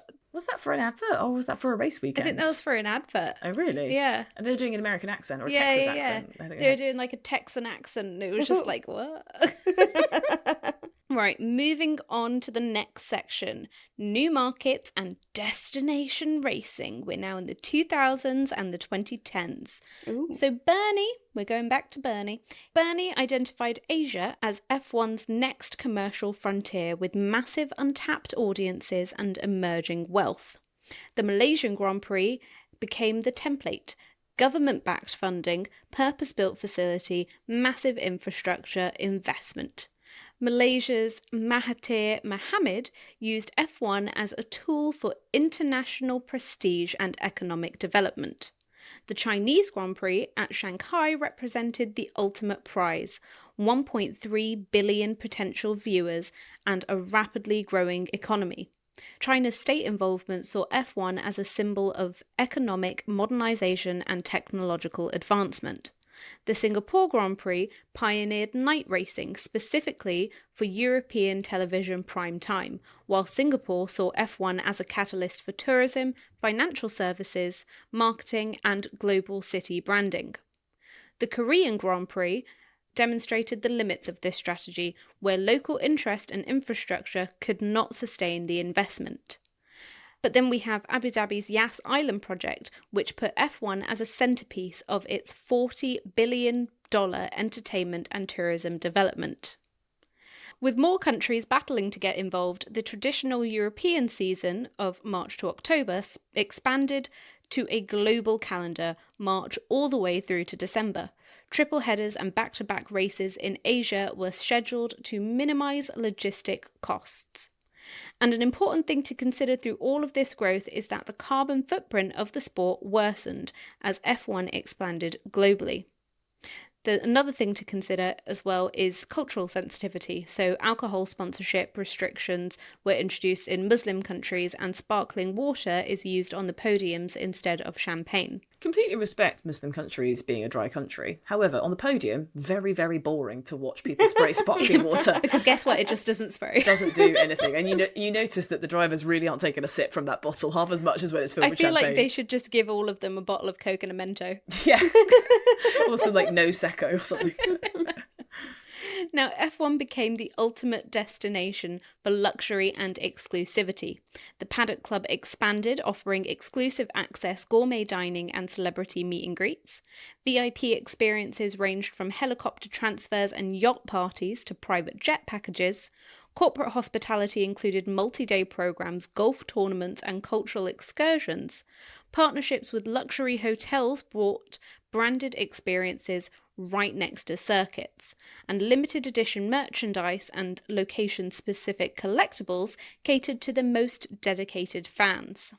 Circuits invested in state-of-the-art facilities, advanced pit buildings, medical centres, media hubs, and digital infrastructure with high-speed internet and social media integration. Sustainability became a growing priority with renewable energy projects, waste management, and carbon offset programs. Dedicated transportation systems, metro connections, and security protocols matched international standards. Some of these expansions flourished. Singapore has a sustainable model and strong local support. Austin cracked the American market with excellent attendance and a great cultural fit.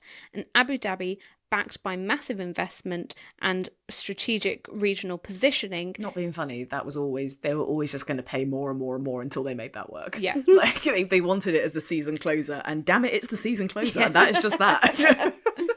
However, others have stumbled. Turkey was hurt by economic and political instability and lacked a fan base.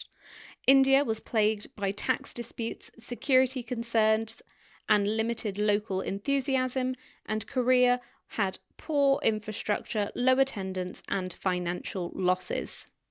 But then, the bubble burst. The 2008 financial crash hit F1 hard. It exposed the fragility of government-backed race promotions as unsustainable hosting fees forced several venues off the calendar. Empty grandstands became common. New governments questioned whether F1 was a worthwhile investment, and Bernie's aggressive pricing sometimes overshot market realities. This crisis created an unprecedented exodus of major automotive manufacturers from F1. Honda was the first domino to fall, and announced in December 2008 that they would be exiting Formula One with immediate effect, following limited success across 2007 and 2008. And then came BMW, who announced that they will not be continuing their Formula One campaign at the end of the 2009 season. Toyota was then the final blow. On November the 4th, 2009, Toyota announced its immediate withdrawal from Formula One, ending the team's involvement in the sport after 8 seasons. Toyota's exit left just 3 manufacturers in Formula One: Ferrari, Mercedes, and Renault. So Honda was the first to leave, followed in quick succession by BMW, Toyota, and Renault, although the last named remained as an engine supplier, a choice that the company later admitted was not ideal. And the crisis fundamentally changed F1's competitive landscape. The departure of 4 major manufacturers created gaps on the grid and shrank the field. Corporate sponsors also trimmed budgets across the board, and the government-funded global expansion model faced serious questions amid shifting public spending priorities. The 2008 crisis reshaped F1's commercial approach.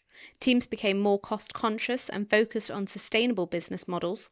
The sport learned the dangers of over-reliance on manufacturer involvement. Talks around cost caps and financial regulations gained momentum, and new circuits struggled financially, leading to more realistic hosting fee agreements. So, do we think that Formula One's global expansion was a masterclass in marketing or a cautionary tale in overreach? I mean, it makes sense to expand globally, and it makes sense to open up to new markets because you're opening up to new audiences, opening up to new money streams as well. But were they biting off more than they could chew? I think it's a trial and error process. It's a lot of money for a trial and I error know, process. but considering the sport has a long lifeline, you know, it's a very sustainable sport that's going to keep going for many, many years. You can do a trial and error period with it because you need to know which markets are the ones that are going to be really paying off for you and which ones are like meh and they're not great, like you mentioned with Turkey and India, for example. So I think you kind of have to go through that trial and error process, and now they know which ones are doing the best. And if this year they discover that one of the locations actually don't do that great and they're not bringing in as much money as they wanted to, then they can keep editing and renewing. So I think you're going to have setbacks. Obviously you're going to overinvest and it's not going to pay off in the beginning, but eventually it will pay off quite a lot. So I think it was a smart move. I don't think it's how you fall down. I think it's how you get back up. You have to adapt or die in any business. And not every single one of your ventures is going to come good. But what I do praise Formula One for is constantly trying to bring new people into the sport. Yeah. Because if it wasn't for something like Drive to Survive, for example, we wouldn't have had this whole new type of Formula One fan joining and watching the sport. But once again, you still get purists that say it has ruined the sport. Yeah, and I'm sure that the Drive to Survive fans that have arrived into the Formula One global sphere in 25 years will become the new purists and will say, back in my day, we used to have a Drive to Survive series. Well, how dare you? Yeah. You know, there's going to be new purists as long as the Formula One championship continues. So I think that they should be applauded for giving it a go. Is it done on corporate greed? Yes. We can overlook that because we love Formula One so much. But at least that they didn't keep trying to hammer home the same races that didn't work and plummet the sport into a bit of a dark place. They recognise, okay, that didn't work, on to the next. At least we've had Austin that really did work, and we can try and work to see what were the blueprints of that success and try and replicate it, which is what they've done with Miami, for example. Yeah. The Liberty Media era, 2017 to present. In 2017, Liberty Media Corporation made a bold move, acquiring Formula One's commercial rights for a staggering $4.4 billion. Damn. Yeah. This wasn't just a simple purchase, it marked the beginning of a revolution. Drawing on their experience in American sports and entertainment, Liberty set out to reshape F1 into a modern global sports entertainment powerhouse. One of their first major changes was taking Formula One public under the ticker FWONK. FWONK. FWONK. FWONK. It's like you hit someone over the head with a rubber mallet. Introducing a level of transparency the sport had never seen under Bernie Ecclestone's private control. Bernie was removed as CEO and given an honorary chairman title, signalling the end of an era. So he sort of said, thank you so much. Sit in that seat in the naughty corner when you have no power. The fuck up. Yeah, and do this colouring book and we'll carry on doing the big business. Almost immediately, the new owners relaxed strict social media rules and Formula One's online presence exploded. It quickly became one of the fastest growing sports brands on platforms like Instagram, TikTok and Twitter. American-style marketing and fan engagement. Well, Liberty brought in American-style marketing strategies that transformed the fan experience. They borrowed heavily from the NFL's playbook, introducing pre-race shows, half-time-style entertainment, celebrity appearances and fan festivals that turned race weekends into immersive events. Their fan-first philosophy reversed Bernie's elitist approach, making the sport more accessible and inclusive for all. Merchandising went through a revolution as well, with an official online store, pop-up shops, fashion collaborations, and lifestyle branding, expanding F1's appeal beyond just the racetrack. Fan zones and multi-day festivals further transformed races into a full-on entertainment destination. And then, in March 2019, the world changed, as Netflix dropped Drive to Survive, a cultural game changer that shifted how the world viewed Formula One. By focusing on the personalities, the rivalries, and drama behind the scenes, the series attracted a younger, more diverse audience. US viewership skyrocketed, increasing by 40% annually after the show debuted, while drivers became global celebrities far beyond traditional motorsport fans. I have touched on this before on our Drive to Survive episode, and I've said before that people find someone like Danny Ricciardo or Lando Norris as hugely relatable, and I have made the point that F1 drivers are not relatable whatsoever. They drive in fast cars that go over 200 miles per hour, wearing fireproof underwear, and are trying to race to get as many points as possible. When they finish that, most of them go to Monaco so they can live in a tax haven in beautiful apartments with supermodels and have Rolex watches and, Richard Mille watches in the background. Nothing about them is relatable, and yet that show made them so relatable. Yeah. We've all had a moment of feeling like Danny Rick. We all have angry moments like Max Verstappen. But, that's just how brilliant that show was for the sport. Now, the Las Vegas Grand Prix, the ultimate American spectacle. The push into the American market continued with the launch of the Las Vegas Grand Prix in November 2023. This night race, designed specifically for primetime US television, came with a $500 million investment, featuring casino partnerships and entertainment integration. While the event dazzled, it drew criticism for VIP packages exceeding $100,000. $100,000? $100,000. Oh my god, who's spending $100,000? That's an expensive shrimp cocktail, baby. Says a woman who has no idea what happens in the VIP package of an F1 weekend. It was a stark reminder that exclusivity still limited access for many traditional fans. Meanwhile, the Miami Grand Prix, debuting in 2022, turned a car park at Hard Rock Stadium into a massive cultural event, blending racing with music, fashion and nightlife to create a uniquely American F1 experience. We should insert Zach Brown going, yeah, yeah, yeah, America.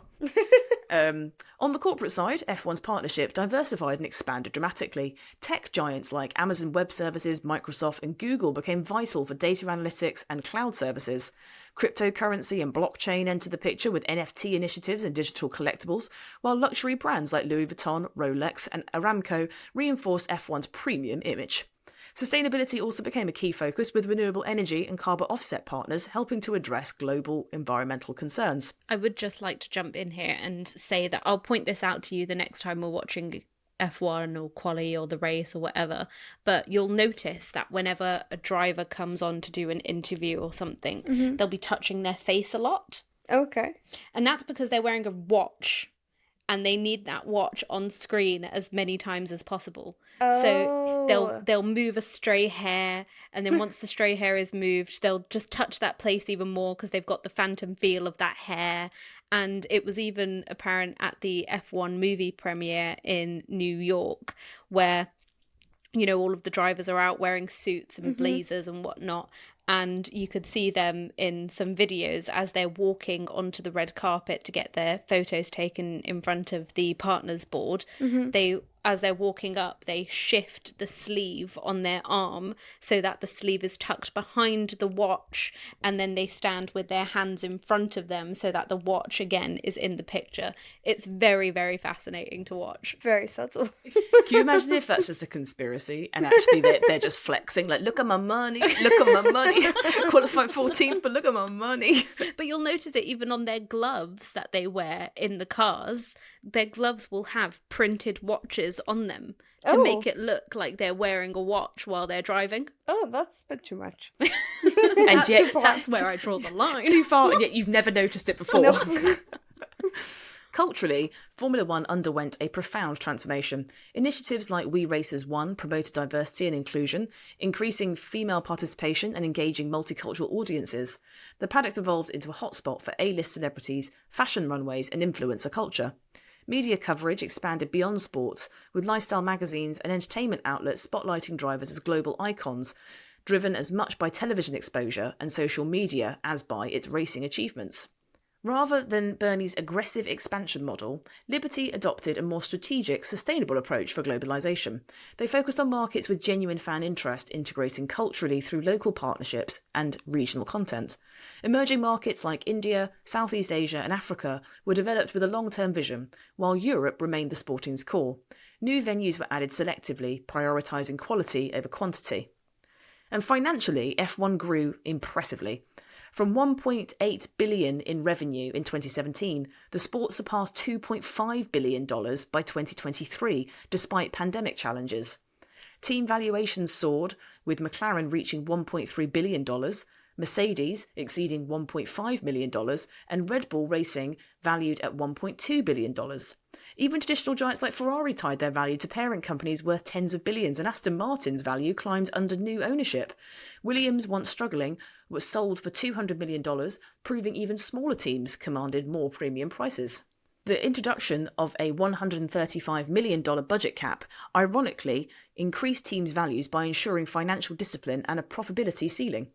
Liberty's revenue sharing model created a stable financial floor, encouraging teams to spend right up to the cap and maximising competitiveness while safeguarding business health. Driver salaries soared amongst this growth. Lewis Hamilton's contract topped $50 million annually, making him the highest paid driver in history. Max Verstappen's $40 million deal reflected his champion status, while veterans like Fernando Alonso commanded $30 million, demonstrating the enduring value of star power. And at the same time, driver academies supplied a steady flow of young, cost-effective talent. Salaries now factor in social media followings and global marketability, pushing teams to advocate for driver salary caps to rein in costs. And that's not all. Digital transformation accelerated with F1 TV Pro, a direct-to-consumer streaming service boasting over 2.5 million subscribers and generating upward of $50 million annually. YouTube content, regional streaming deals, and a mobile-first strategy aimed at younger fans rounded out the sport's digital portfolio, enhanced by interactive features like live timing, team radio, and multiple camera angles. Sustainability became both a marketing and regulatory focus. F1 committed to net zero carbon emissions by 2030, pushing development of 100% sustainable fuels by 2026, and partnered with renewable energy companies. Carbon offset programs grew in importance, providing environmental credibility and sponsor appeal. Corporate partnerships evolved into deep brand integrations, with teams featuring title sponsors like Oracle Red Bull Racing and Aston Martin Aramco Cognizant. Technology partnerships with AWS, Microsoft, and Google brought data and AI innovations, while cryptocurrency collaborations and luxury brand deals strengthened F1's premium identity. Business-to-business hospitality and social impact programs rounded out the commercial mix. Broadcast rights deals reflected F1's growing global appeal. Sky Sports UK secured a multi-billion-pound exclusive contract through to 2029, while ESPN paid around $90 million annually for US coverage. F1's reach now spans 185 countries, balancing premium pay TV revenue with free-to-air broadcasts to maximise audience and sponsor value. Production costs exceed $100 million annually, reflecting technical innovation and broadcast sophistication. Merchandising remains a strong revenue driver, with official merchandise generating over $200 million a year through team stores, circuits, and online. The gaming and esports sectors can complement this alongside collectibles and lifestyle experiences targeting high net worth fans. Financial regulation tightened, with the FIA enforcing budget caps and resource restrictions, promoting sustainability and fairness. Teams monetize technical expertise through intellectual property licensing and consultancy, while profit-sharing programs ensure a more equitable commercial model. Emerging markets hold high potential. India, with its vast population and growing economy, remains a complex but promising opportunity. Africa shows interest, though infrastructure investment is needed. And Southeast Asia's Vietnam, Thailand, and Indonesia offer future venues, while Latin America builds on the successes of Brazil and Mexico, eyeing expansion into Argentina and Colombia.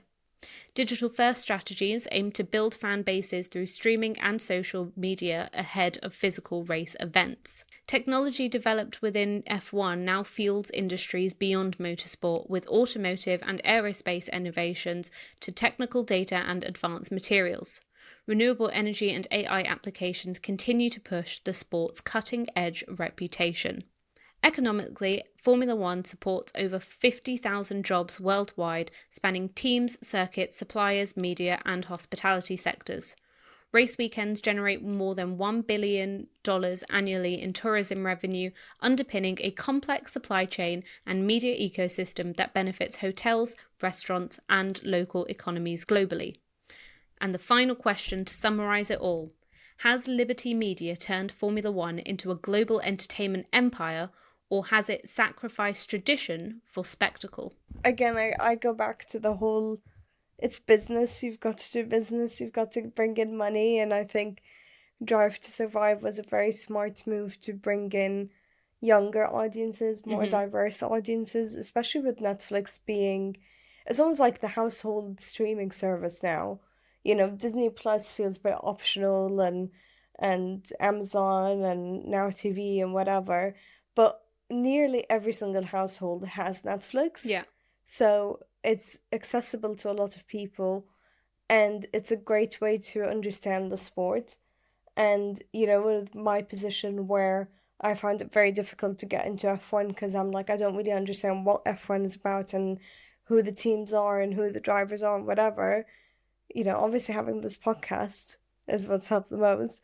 But Drive to Survive is a great entry point for people who don't understand it, because they get to understand what they're doing and what's going on behind the scenes. And then the next time they're watching a race, they have a bit more context.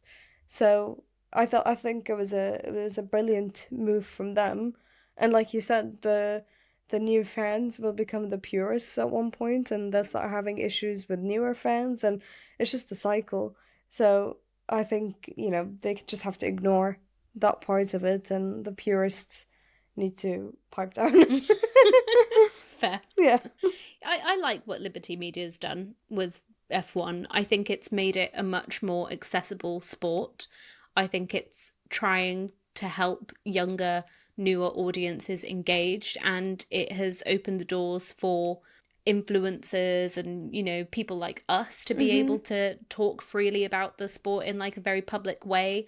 I think if, you know, Bernie was still in charge, I think he would have found a way of blocking influencers from getting into F1 tracks and creating podcasts and stuff like that. Like, Who would have gatekept it? yeah, I He think would have said, you know, no one's allowed to make podcast content unless it's official. yeah, exactly. But I think Liberty Media have modernized it. I think in some areas, like, there's some things they have done that I'm not wild about. I don't love the sprint weekends. I think that's one thing for contention that I think purists don't like, because it makes this really weird, confusing thing to talk about when you look at race records of people. You know, because technically everybody thinks of Lewis not winning this year, but he has technically won that sprint race in China. It creates a little asterisk against the record table, and that's a bit confusing. Yeah. And it's very against what purists love, which is they love seeing racing, but they don't like seeing racing for the sake of it.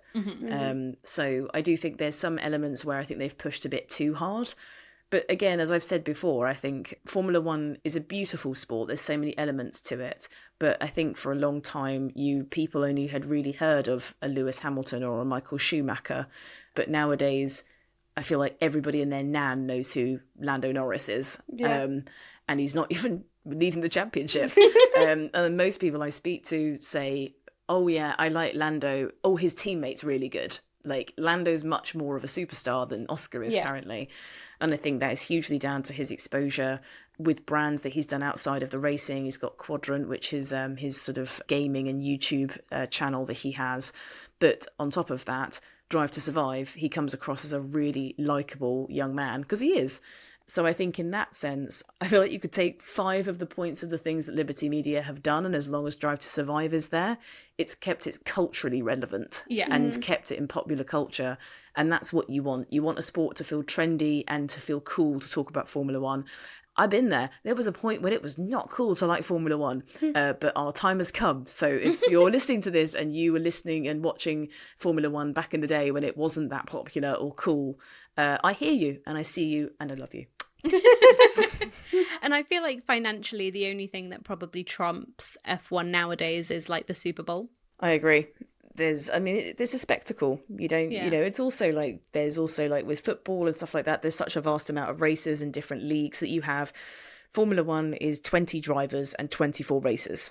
It's seasonal. Just exclusive by nature, isn't Yeah, it? and it's the highest level of motorsport with the highest level of drivers and the highest level of teams in these beautiful cars going around the world and racing. You can't get more extreme and exciting and exhilarating than that. And the storylines of people and dramas and controversies that come along with that, it's a very addictive sport.